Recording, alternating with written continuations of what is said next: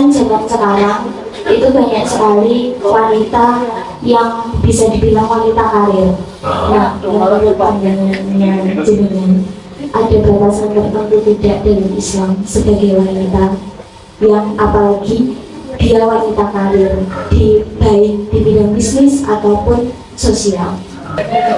Ya, menurut pandangan Islam, perempuan yang bagaimana atau seperti apa yang disebut dengan madrasatul ula atau madrasah pertama bagi generasi atau anaknya? Yuk, tanya jawab. Yang lain tak kasih waktu seperti biasa. Pertama kan wadah asy'al juga. Tapi di kafe ada yang nanya lucu. Tadi nanya tuh begini di kafe. Lah, saya mau tanya apa? Saya tuh kira-kira berbudunya apa enggak? Saya tanya kenapa? Tiap malam setelah saya dari kafe mabuk, itu kalau ngimpi itu ngimpi. Itu yang ngimpi lagi yakin. Terus begitu saya tahu ternyata nggak ada pasangan yang ini. Apakah itu setan?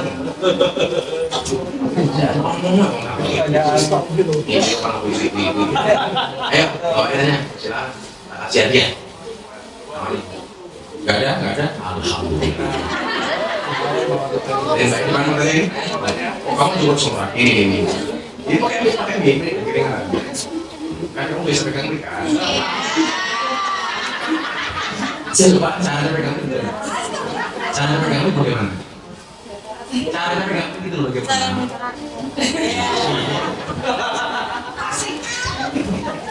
Assalamualaikum warahmatullahi wabarakatuh. Waalaikumsalam. Namanya Mbak siapa?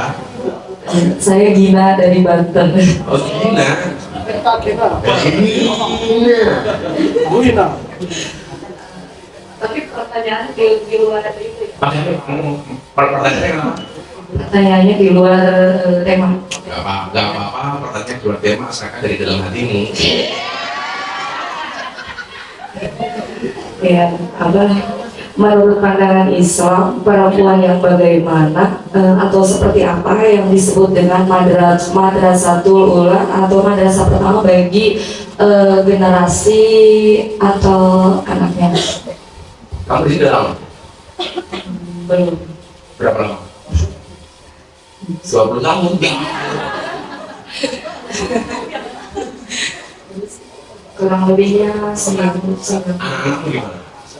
Ibu. Ini pertanyaannya bagus banget. Al-Ummu Madrasatul Ula. Ibu itu adalah madrasah pertama untuk anak. Ini ilmu para gitu. Ilmu para gitu. Saya selalu mengatakan begini, ketika kamu mendidik seorang laki-laki, maka kamu hanya mendidik seseorang saja. Tapi ketika kamu mendidik seorang perempuan, berarti kamu mendidik sebuah generasi. Aku lah ngajari orang anak, ilmunya mungkin hanya bermanfaat bagi dia. Tapi ketika saya mendidik perempuan, akan bermanfaat untuk satu generasi, termasuk anak dan cucunya. Itulah yang banyak perempuan. Makanya kenapa dikatakan perempuan itu madrasah. Kenapa dikatakan madrasah? Berarti tumbuh berkembangnya anak ini tergantung pola didik orang tua.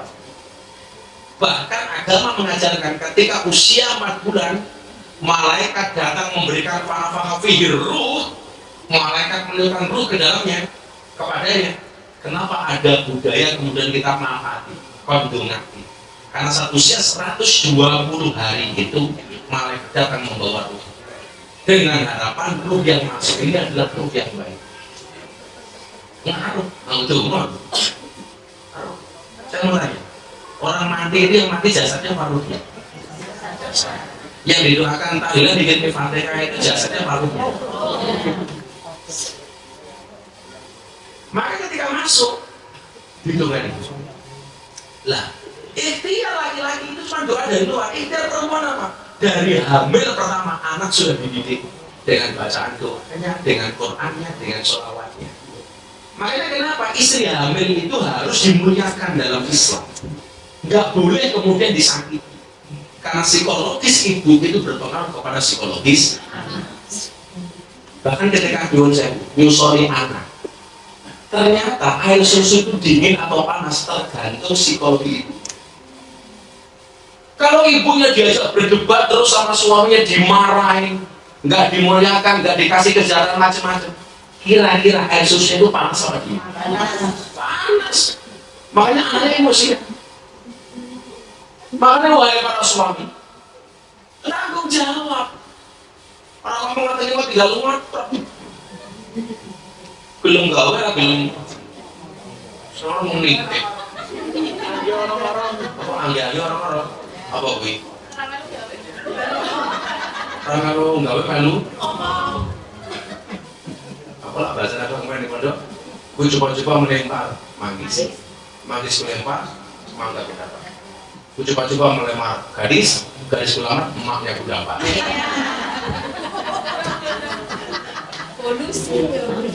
Nah, itu artinya apa dong? Itu kewajiban sebagai seorang ibu bagaimana dia memberikan pendidikan dan edukasi kepada anak. Makanya ya awal-awal aku sih anak yang aku sih mau tidak pengen baik, ya aku tanggung jawab. Banyak yang kerja di samping itu awalnya dia pengen membahagiakan orang tua dan anaknya. Tapi begitu dapat uang malah kadang-kadang lupa anak dan keluarganya orang. Awalnya coba-coba, kok enak. Nyoba lagi, kok nggak enak. Betah. Jadi Mbak Gina, anaknya di rumah tetap diopeni, tetap kirim duit. Baik, kirim duit dengan susu anaknya. Oh iya, cuma lah di sini akhirnya apa ya? Harus betah. Jadi terlena, jangan tergila ya terlena. Itu Mbak Lena ya, kok Mbak Lena Mbak Somo? Jangan terlena. Kalau kamu kadang kalau suki Mbak Gina, udah kamu keluar dari sana tak openi. Iya. Banyak nggak kamu yang menjanjikan seperti itu? Masa saya sampai kamu tinggal di sana, kamu sudah kamu tak openi. Ini kontraknya 3 bulan. Baru 3 bulan nih.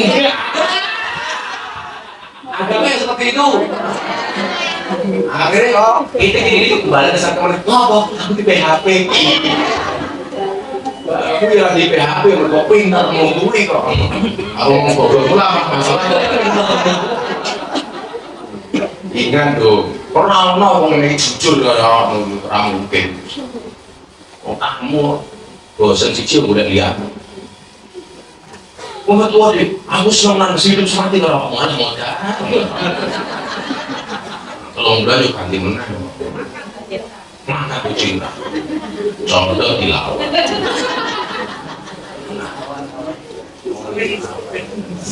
Pokoknya wanita itu hanya butuh 3 perawatan agar tetap cantik dan awet muda. Skincare, suami care, dan rekening care. Kita kayak seperti ini, belum sewu. Iya, lumayan.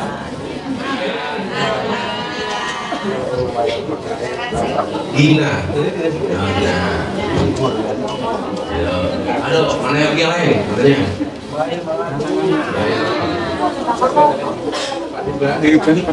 Ada lagi? Assalamualaikum warahmatullahi wabarakatuh. Waalaikumsalam. Ada lagi sini. Ini saya kiri itu yang hijau itu mau tahu itu. Yang hijau begini nggak tahu. Dan itu saya dudukin. Mau begini oh. Ini pojokan belakang itu.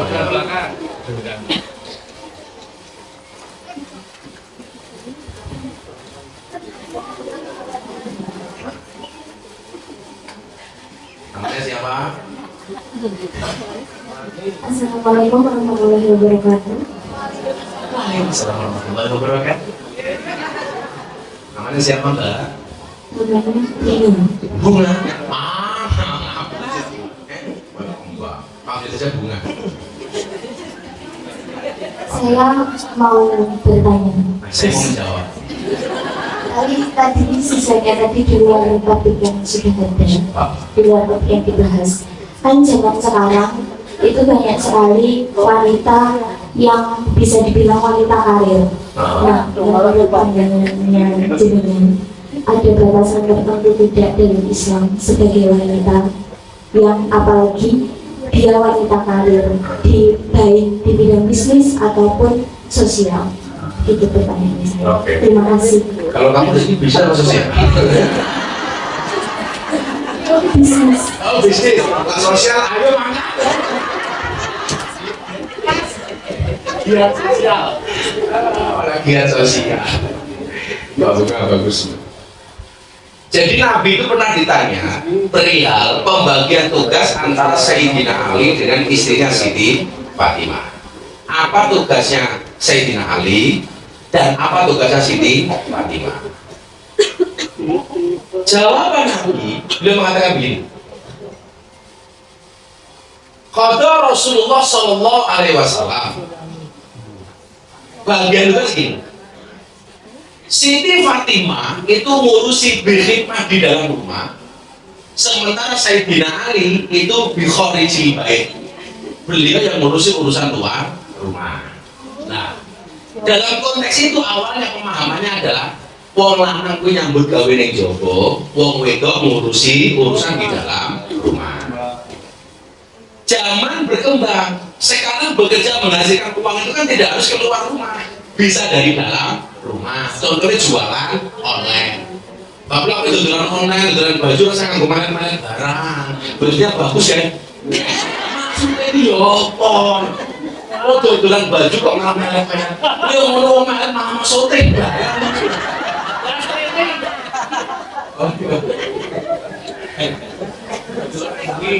Kalau saya dulu ketika menikah sama istri saya, ini saya loh ya, jangan salah persepsi. Lanjut dengan terserah. Kalau dari saya susah, saya itu mengharapkan istri saya bekerja. Saya bilang sama istri saya, Bunda nggak usah kerja di rumah saja. Loh kan, ekonomi kita pas-pasan besar percaya. Arijal itu kalau menangani saya itu tanggung jawab, baik sebagai imam sholat dan ibadah maupun sebagai imam ekonomi. Kamu bisa bekerja. Mulai saat ini kita bertukar tulang. Kamu menjadi tulang rusukku dan aku menjadi tulang punggung. Masya Allah. Saya nggak boleh istirahat bekerja. Alasannya gampang nih. Alasannya sederhana banget tuh. Perempuan itu mana? Dinafkahi setiap hari saja sama suami kadang-kadang masih berani. Oh, mana lesong boleh dewe-dewe. Aku takut. Ya bener ya? Dinafkahi bendina loh masih. Begitu masa karena perempuan itu multifungsi. Dalam satu keadaan bisa melakukan 4 aktivitas sekaligus. Tangannya umbah-umbah, sikile ngopet, nyusoni anaknya, cangkeme ngomongnya bojone.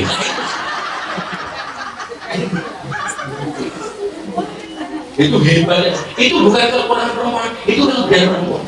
Itu luar biasa. Multifungsi. Nah, maka saya melarang itu untuk bekerja. Tapi bagaimana dengan Anda semuanya? Silahkan monggo, mau kerja juga boleh. Apalagi kalau bisa kerja dari dalam kebetulan online kan, punya produk apa dijual kan. Tapi lah yo kebetulan gue lah yo online barang.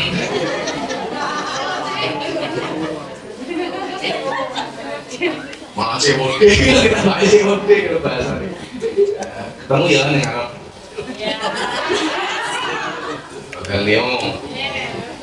Hotel Neo yo kamar.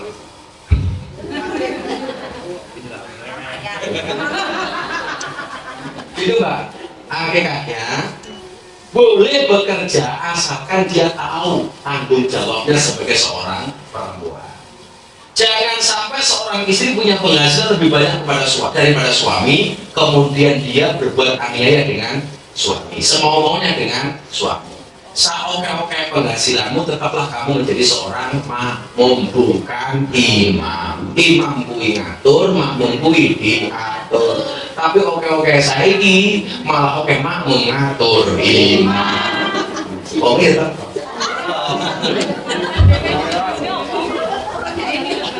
Baju pirang ya pakai baju. Jadi boleh. Makanya saya bilang kalau kamu punya pasangan kok suka ngatur, jangan panggil saya, tapi panggil coach, pelatih. Oh ngatur. Ini ya Mbak Bunga. Ya Mbak Bunga, kalau ngatur saya.